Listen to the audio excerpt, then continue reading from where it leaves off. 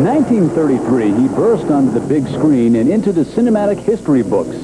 The Beast's impact was immediate and lasting, one which first-time viewers of the film will never forget. This monster was so big and so great. We just felt like he was going to devour us. Kong's undying popularity has prompted new films and a legion of loyal fans. Forrest Ackerman is the foremost collector of King Kong artifacts in the world.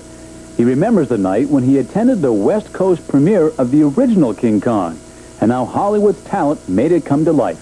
For the first time, they put their imagination to work, and we heard a Tyrannosaurus Rex and King Kong and a Stegosaurus and so on. The sound had been added, and that added greatly to the thrill of it all.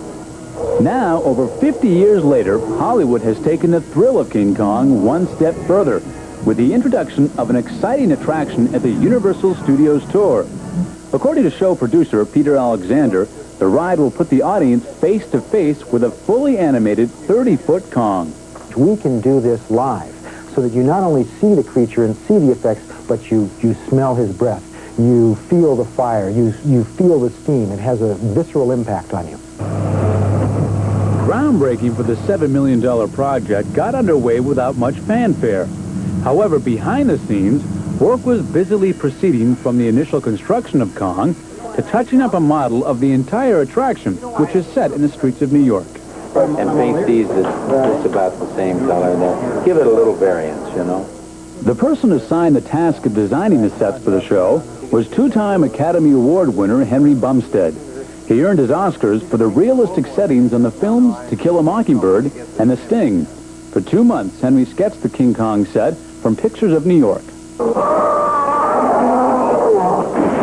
How do you make a gorilla that weighs close to 14,000 pounds and stands 30 feet tall look believable and move realistically? That was the chore of Tom Reisenbach, the architect of Kong's physical look.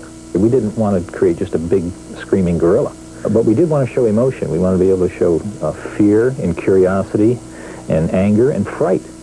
To ensure that Kong's movements were authentic, Tom spent much time observing gorillas at the zoo and based his sketches on medical gorilla anatomy books. When he turns like this, the person sitting over here is going to see one thing, but what is this person over here going to see? He can't see a collapsing tendon. He can't see a jaw that all of a sudden juts out. It all has to work. Are you going to be able to get the speed up any faster? The heavy burden of mechanically designing and bringing to life this legend rested on the shoulders of Bob Gurr, an expert in the field of audio animatronic figures. Nobody's built one that's this big and this tall and this heavy and this amount of motions by a long shot. This is the big one. With the aid of a computer, Gurr calculated all the complex elements needed to construct this 3-story figure. Computer allows us to have complete accuracy in making sure all of the parts are going to fit exactly. To build the steel framework of Kong required 5 months of labor and a crew of 40 workers.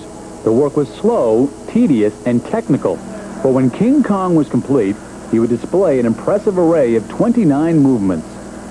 After the engineering drawings are made, we make this 1/12 size working model to demonstrate all of the motions of the figure. The figure is built in 2 parts. Behind me is the upper part of the figure from here, and over here we have the lower portion of the figure, which will provide all of the motions for side sway and force sway. As might be expected, the housing for Kong fit his bigger-than-life image. His new home would be contained in one of the largest sound stages in America. To guarantee the attraction's safety, tests were routinely conducted on all aspects of the show. These examinations pertain to some special effects which will be used to simulate fires begun by a rampaging King Kong. Other elements of the ride were scrutinized with a miniature model, which was now an exact duplicate of the finished attraction. This is a 1/24 scale model of the King Kong attraction, which we built so we can show the people who are constructing all the various parts, whether it be the elevated train car or the track or those facades beyond me here, exactly what we want in 3 dimensions. The other good thing about it is it helps us be able to get down there and look from the point of view of the audience, exactly what the audience is going to see, so we can design the show and really live the show right now before it's completely built.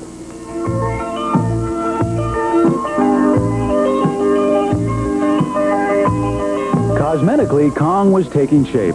9 women were assigned not to pamper, but to stretch, sew, brush, and glue 600 pounds of fur onto this emerging beast. It was a labor of love that would last for 6 weeks. And each day that the work progressed, Kong's size became more impressive. This is going to be seen with an audience driving by every few minutes and seeing at all different angles. If you don't pay attention to that all the time you're designing, then you're not going to make a good machine. Emphasis now shifted to an area which was fast becoming a microcosm of New York City. Henry Bumstead sets were poured over by an army of workers, and preparations were underway for the delivery of the first section of Kong. As Bob Gurr anxiously paced above, workmen below added 3,500 pounds of weight to balance the new arrival. Keep going.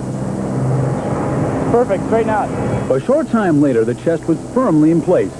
King Kong was now a permanent fixture in Hollywood. The remaining chores focused on the fine detail work needed on the face and head. 9 different shades of hair were individually sewn in to add realistic coloring.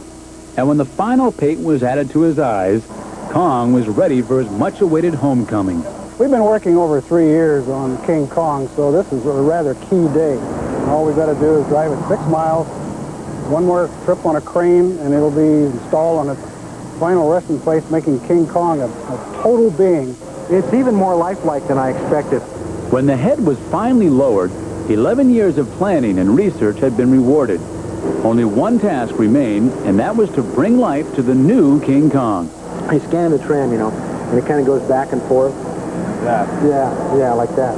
The sole purpose of programming Kong was to create a dramatic impact, to leave an unforgettable impression.